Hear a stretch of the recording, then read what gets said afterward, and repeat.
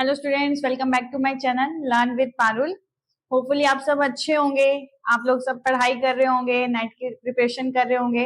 2023 दिसंबर के लिए हम पढ़ रहे हैं। मैं कोशिश करूंगी कि मैं आपको सभी क्वेश्चंस के साथ आपका सिलेबस कवर करा दूं for 2023 December net exam. But मैं ये चाहती हूँ कि आप लोग प्रिपेयर करते रहो। होपफुली कुछ बच्चों का भी स्टार्टअप है, कुछ लोग अभी मास्टर्स कर रहे हैं, ठीक है, तो वो अभी इतने सीरियस नहीं है, बट आप आगे के लिए भी पढ़ सकते हो, 24 एग्जाम के लिए भी पढ़ सकते हो, 2024 के लिए भी, ठीक है। अब साल में 2 बार नेट आता है, तो आपके पास 2 चांसेस होते हैं नेट के लिए, बट हमें 2 चांसेस लेने ही क्यों है, हम फर्स्ट अटेम्प्ट में ही नेट क्वालिफाई करेंगे, ठीक है। आप अच्छे से पढ़िए और मेरी विशेष तो आपके साथ रहेंगी हमेशा, ठीक है। तो मैंने लास्ट क्लास में आपको पढ़ाया था ईआर मॉडल। ईआर मॉडल की बेसिक टर्मिनोलॉजी मैंने पढ़ाई थी। अगर आपने वो वीडियो पहले नहीं देखी है तो आप पहले वो वीडियो देख लीजिए, उसके बाद आप ये वाली वीडियो पढ़ना, ठीक है। अब हमने ईआर मॉडल के बारे में पढ़ा था कि ईआर मॉडल हमारा होता है एंटिटी रिलेशनशिप मॉडल, जो कि कम्युनिकेशन करता है किसके बीच में, डेटाबेस डिजाइनर के बीच में और एंड यूजर्स के बीच में, कि जो प्रॉपरली डाटा हमें चाहिए था, एंड यूजर्स को चाहिए था, उसी हिसाब से मैनेजमेंट हुई है या नहीं हुई है। तो ईआर मॉडल हमारा मेनली रिलेशनशिप बताता है बिटवीन टू एंटिटीज। उसमें मैंने आपको फर्दर बताया था कि 3 पार्ट्स होते हैं उसके। First one is entity, second one is attribute and third one is relationship. उसके भी फर्दर कैटेगरीज बताई थी। एंटिटी में स्ट्रॉन्ग एंड वीक होती है, एट्रीब्यूट्स में की value, attributes multi value, single value, composite attributes. Relationship में भी बताया था 1 to 1 हो सकता है, 1 to many हो सकता है। आगे आज मैं क्या करी, उसका फर्स्ट पार्ट उठा के लेके आई हूँ, आपको मैं करवाने वाली हूँ एंटिटी, ठीक है। आज हम एंटिटी पढ़ने वाले। एंटिटी पढ़ने से पहले कुछ रिलेटेड सिंबल्स होते हैं जो आपके ईआर मॉडल्स में यूज होते हैं, वो सिंबल्स मैं आपको बता देती हूँ कौन कौन से होते हैं, ठीक है। सबसे पहले आपका सिंबल होता है रेक्टेंगल सिंबल। ये सिंबल आपको एंटिटी के लिए मिलेगा जब भी कोई आपको फ्लो चार्ट में कह सकते हो या फिर कुछ आप रिलेशनशिप मॉडल में कह सकते हो, जब भी आपका रेक्टेंगल सिंबल होगा तो वो आपका किसके लिए होगा, एंटिटी के लिए होगा। Rectangle always be for entity, ठीक है। अब क्या हो रहा है, एंटिटी भी हमारी 2 तरह की होती है, एक स्ट्रॉन्ग होती है और एक वीक होती है। जब आपका सिंगल रेक्टेंगल यूज हो रहा है तो आपकी वो कौन सी एंटिटी सेट है, स्ट्रॉन्ग एंटिटी सेट है। ऐसे ही आपका जब रेक्टेंगल के अंदर रेक्टेंगल, जब आपका डबल रेक्टेंगल यूज हो रहा है तब आपका क्या होगा, वीक एंटिटी सेट होगा, ठीक है। एंटिटीज के दोनों सिंबल आपको समझ में आ गए।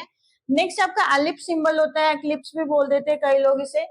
अगर आपको एक्लिप्स फॉर्म में कोई सिंबल मिलता है तो वो किसका सिंबल होगा, एट्रीब्यूट का सिंबल होगा, ठीक है। ये एट्रीब्यूट और रिलेशनशिप हम नेक्स्ट क्लास में पढ़ेंगे क्या होते हैं। अगर डायमंड सिंबल होगा या फिर रोम्बस सिंबल होगा तो वो आपका किसका होगा, रिलेशनशिप सेट का सिंबल होगा आपका।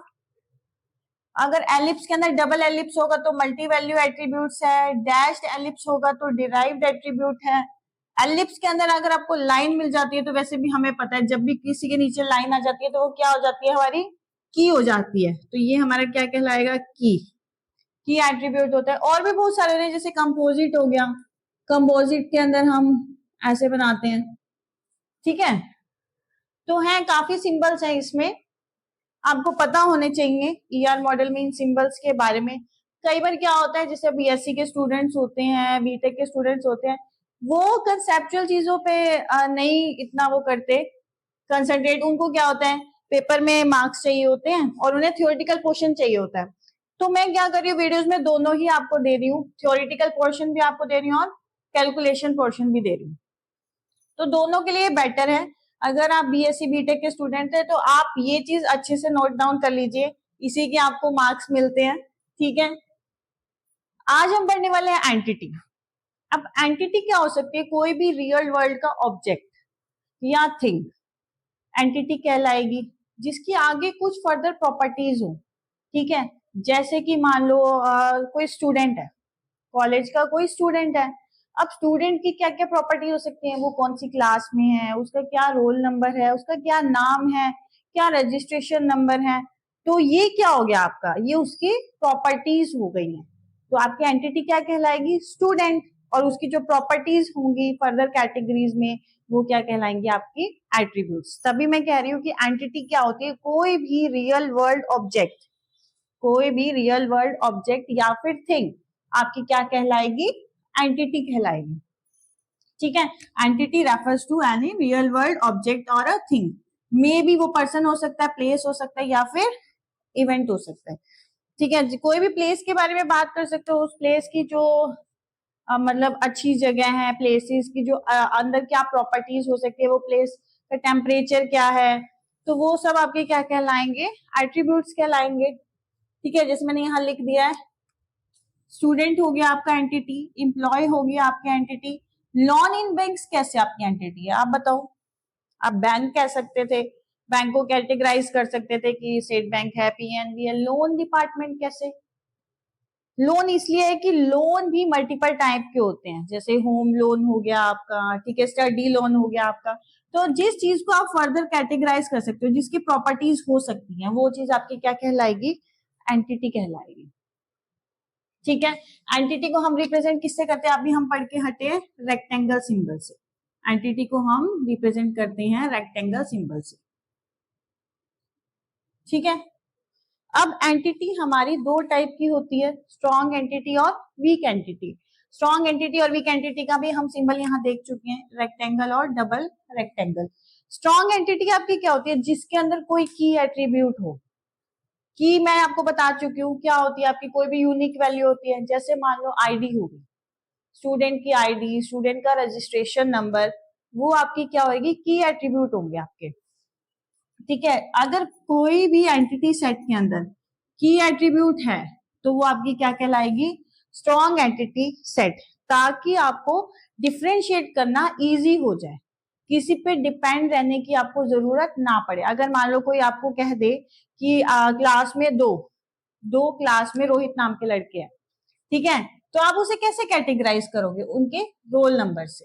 ठीक है, तो रोल नंबर से अगर आप मतलब डिफरेंशिएट कर सकते हो तो आपकी कैसी एंटिटी सेट कहलाएगी, स्ट्रॉन्ग एंटिटी सेट। मतलब आप किसी की प्रॉपर्टीज को अलग अलग बता रहे हो, मतलब सिमिलर प्रॉपर्टीज को, जैसे कि मान लो, और कोई मैं एग्जांपल अगर आपको दूं तो कलर डिफरेंट डिफरेंट टाइप के होते हैं। ठीक है, अगर मैं उनकी कोई आईडी रख दूं, जैसे हमारे आरजीबी में, अब ये तो ग्राफिक्स की बात हो जाएगी, काफी डिटेल में हो जाएगा, आप इसी को ही अच्छे से समझ लीजिए। अगर कोई स्टूडेंट है, उसका रोल नंबर या रजिस्ट्रेशन नंबर है, तो हम डिफरेंशिएट कर सकते हैं, चाहे उनका नाम क्या हो, सेम हो। अदरवाइज अगर नेम सेम हो गया तो हमें पता नहीं चलता कि कौन सा स्टूडेंट है, किसके मार्क्स, कितना स्कोर कितना आया है। ठीक है, तो उसको डिफरेंशिएट करने के लिए हमारे पास क्या है, रजिस्ट्रेशन नंबर या फिर रोल नंबर, मतलब आईडी होनी चाहिए आपकी, और जिसके अंदर की एट्रीब्यूट होगा वो कौन सी एंटिटी सेट कहलाएगी, स्ट्रॉन्ग एंटिटी सेट। ठीक है, फिर आता है आपका weak entity set. Weak entity set में क्या होता है, कोई की एट्रीब्यूट नहीं है, और वीक एंटिटी स्ट्रॉन्ग एंटिटी पे डिपेंड करती है डिफरेंशिएट करने के लिए। ठीक है, जैसे कि मान लो मैं टेबल की बात कर रही हूँ, ये भी आपने देख लिया कि सिंगल रेक्टेंगल है, और यहाँ पे आपका क्या है, डबल रेक्टेंगल है। अब टेबल है, टेबल की शेप है, विड्थ है, कलर है, हाइट है, आप डिफरेंशिएट कैसे करोगे, कौन सी टाइप की टेबल है आपकी।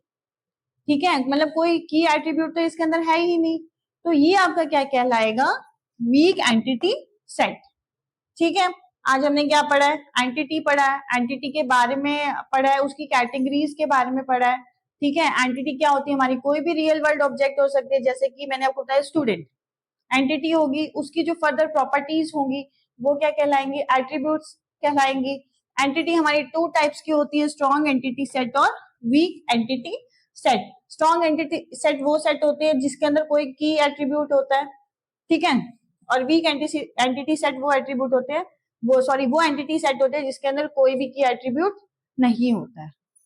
होपफुली आपको ईआर मॉडल का first part that is entity वो आपको समझ में आ गया होगा, कुछ सिंबल्स मैंने बताए थे वो भी आपको समझ में आ गए होंगे। नेक्स्ट क्लास में आपकी एट्रीब्यूट्स की अपलोड करूंगी, ठीक है, आप इसे सीक्वेंस में ही पढ़िए। सबसे पहले आप ईआर मॉडल का बेसिक पार्ट पढ़िए, उसके बाद ही आप एंटिटी पे आए। जब तक आप फर्स्ट वीडियो नहीं देखोगे आपको नेक्स्ट वीडियो समझ में नहीं आएगी। ठीक है, तो आप सीक्वेंस में ही इसे पढ़े और अच्छे से पढ़े। ठीक है, आज के लिए हम इतना ही करते हैं। नेक्स्ट क्लास में मिलते हैं, और प्लीज मेरी वीडियो अच्छी लगे तो like my video and subscribe my channel. Thank you so much.